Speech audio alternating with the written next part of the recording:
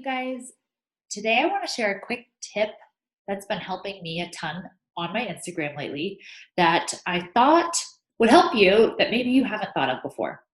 And that is, I want you to think about the mood of your brand. Yes, if you're like, I don't have a brand, yes, you do. If you have a business online, you definitely have a brand.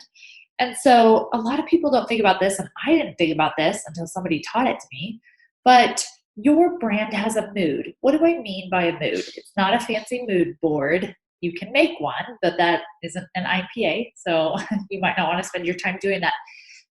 The mood of your brand is how people feel when they interact with your brand. How do they feel when they read your posts? How do they feel when they watch your stories? How do they feel when they consume your content, when they consume your programs, any of it? If you have not thought about this before, I want you to take time to sit down and say, what are the 4 to 5 emotions that I want people to feel when they interact with my brand? And so for me, this was really eye-opening because I hadn't thought of it in such a conscious way of like, oh my gosh, I'm deliberately deciding. But here's why you want to do this. Because every time you go to post or create a story, you're going to ask yourself, does this cause someone to feel these feelings? Does this reflect these feelings? Will this cause them to feel this way? These 4 to 5 emotions that I've picked. Because here's the trick that most people get stuck in. They don't think about this and they write posts. And sometimes when you're being vulnerable and you're wanting to put yourself out there, you can evoke emotions that contradict your brand, that contradict the emotions that you ideally want them to feel. And that's okay. That's not like a travesty, but you need to be aware of it because the more that you do that, the less clear your audience will be on who you are and how you make them feel, right? Because people don't care what you do or what you say, they care how you make them feel. And so oftentimes people decide to work with you on a subconscious level based on, well, part of it is based on how they feel when they interact with your brand, how they feel when they interact with you. So if you're not asking yourself on a consistent basis, hey, is this going to make them have these emotions that I want them to feel when they think of me and my brand?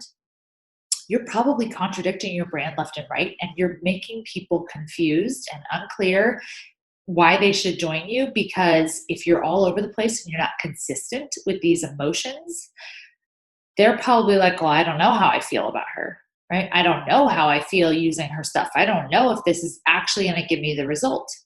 And this goes back to, remember, your prospect needs to see you embodying the result that they want.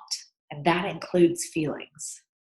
Okay? So if you're not showing up as the result that they want, no, it doesn't have to be perfect. I did a whole podcast episode on this. But are you giving them the feelings they want to feel while getting this result? Are you letting your content give them consistently positive feelings that they're looking for? Probably not.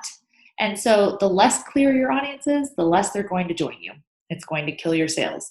So this is just a quick tip for you guys. When you're trying to be vulnerable, when you're writing posts, when you're sharing your story, there is a way to do it that's still vulnerable and will reinforce the feelings you want them to feel.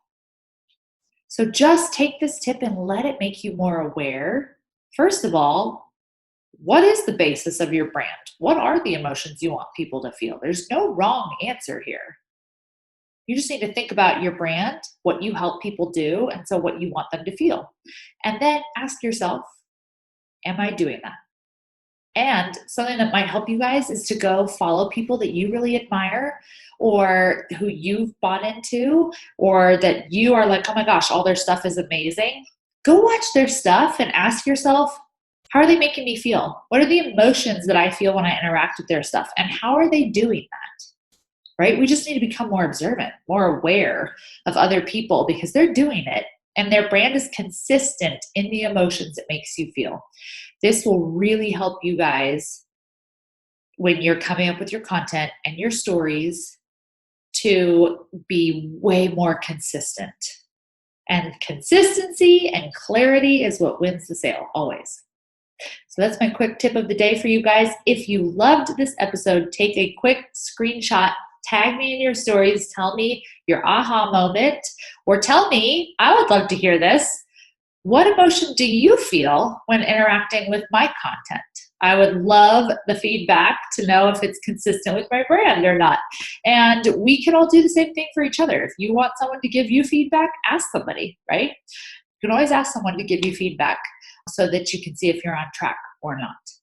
All right, everybody have a beautiful day. And just a quick reminder, my 21-day group, that's my live content confessionals group, is still open. We start the 24th, so in just a couple of days, this is the group to be in. I've had so many people saying, oh my gosh, I'll do it next time. Guys, I'm not doing it next time. I'm not planning on doing this again. I just wanted to do a fun 21-day group to go through my book, celebrating my book being out. And I want to invite you to invest in yourself and see what's possible for you in 21 days. You have no idea what could be different, but your entire Instagram can look different in 21 days. And this book and this group is how you're going to get there. I'll see you in the group. If you're interested, head over to my IG. The link is in my bio, and I can't wait to see you in there.